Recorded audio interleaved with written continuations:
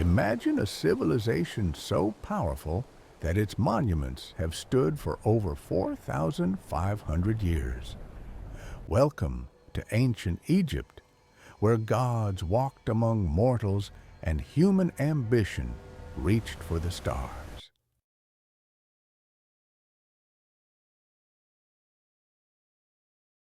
Our story begins around 3100 BCE along the fertile banks of the Nile River in northeastern Africa.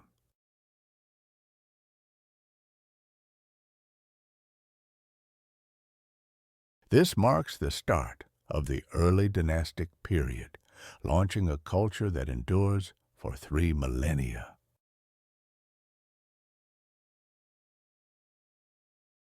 The Egyptians don't just believe in gods, they live surrounded by them. See them in every sunrise, every flood, every harvest. At the pantheon's peak sits Ra, the sun god, who sails across the sky each day in his golden boat.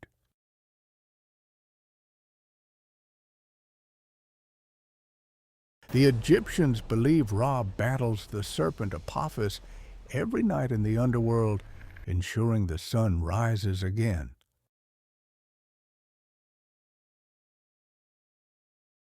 Osiris rules the afterlife, a green-skinned god who judges the dead. His story captivates the Egyptian imagination.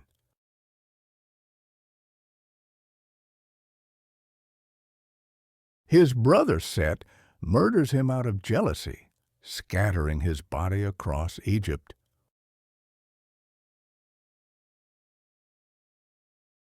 Osiris's devoted wife Isis searches tirelessly, gathering the pieces and resurrecting him. Their son Horus, the falcon-headed god, becomes the protector of pharaohs.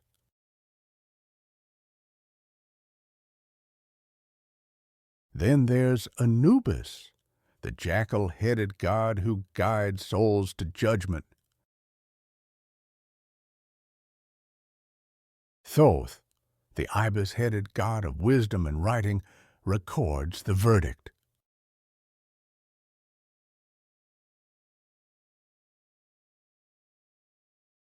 The Egyptians pioneer mummification because they believed the soul needs a preserved body to reach the afterlife.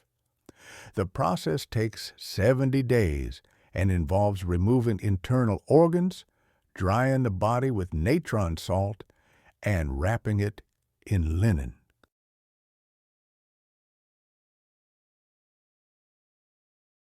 They place the heart back inside because it's weighed against the feather of truth in the afterlife. If your heart is lighter than the feather, you enter paradise.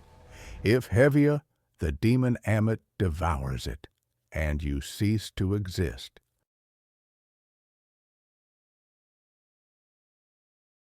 Scribes, among society's elite, master hieroglyphics, a complex writing system combining phonetic and symbolic elements.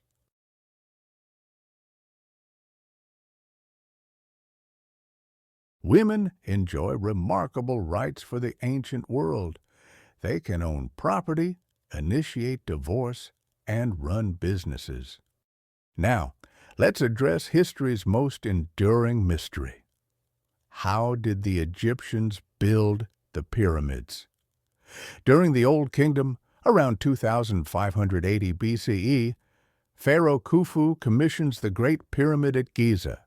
It stands 481 feet tall, constructed from 2.3 million limestone blocks, each weighing 2 to 15 tons. For 3,800 years, it remains the world's tallest human-made structure.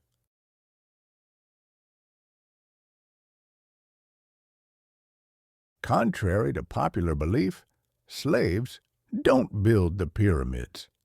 Recent archaeological evidence reveals that skilled workers, not slaves, construct these monuments.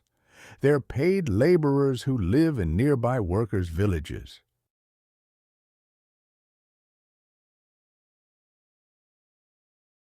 But how do they move those massive stones without modern technology?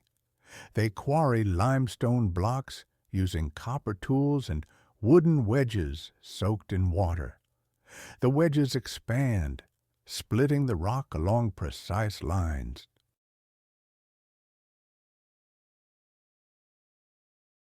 Workers then drag blocks on wooden sledges.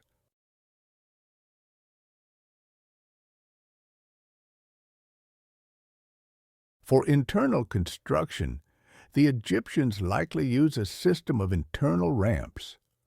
French architect Jean-Pierre Houdin proposes that builders construct an internal spiral ramp, and recent thermal imaging reveals temperature anomalies suggesting hidden chambers and passageways.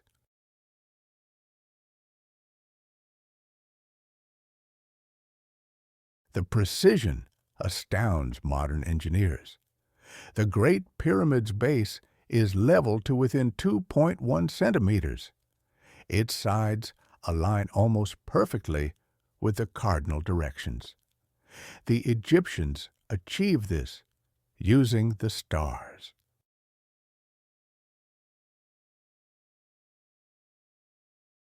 As centuries pass, Egypt's power waxes and wanes. The Middle Kingdom sees literary flourishing and expanded trade. The New Kingdom brings military expansion under pharaohs like Thutmose III and Rameses II. I am Rameses, King of kings. Look upon my works, ye mighty, and despair.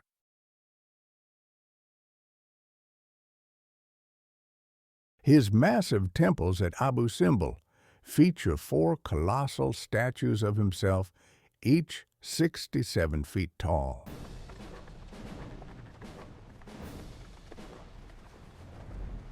But even mighty Egypt must eventually fall. Foreign powers chip away at Egyptian independence. The Persians conquer Egypt in 525 BCE. Alexander the Great liberates it in 332 BCE, and his general Ptolemy founds a new dynasty.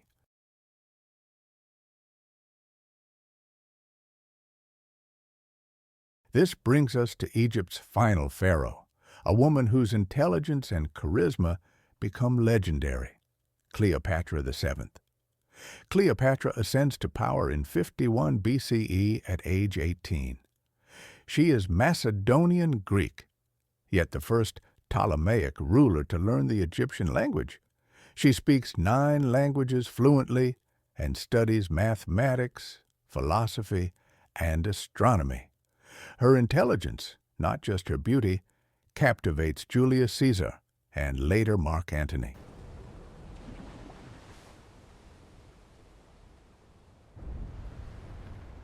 Cleopatra fights to maintain Egypt's independence against Rome's expansion. She forms a political and romantic alliance with Mark Antony, and together they challenge Octavian, Caesar's heir. At the Battle of Actium in 31 BCE, their combined fleet faces defeat. Cleopatra and Antony retreat to Alexandria.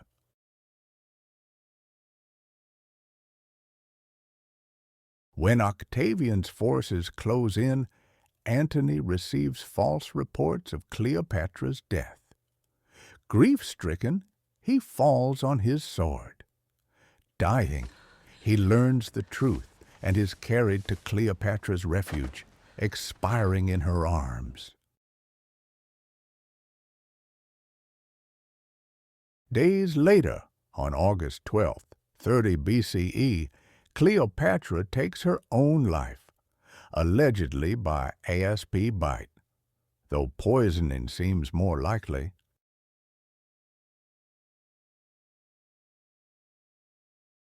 With Cleopatra's death, 3,000 years of pharaonic rule ends. Egypt becomes a Roman province, and its ancient traditions gradually fade. Its art captivates us still in museums across the globe.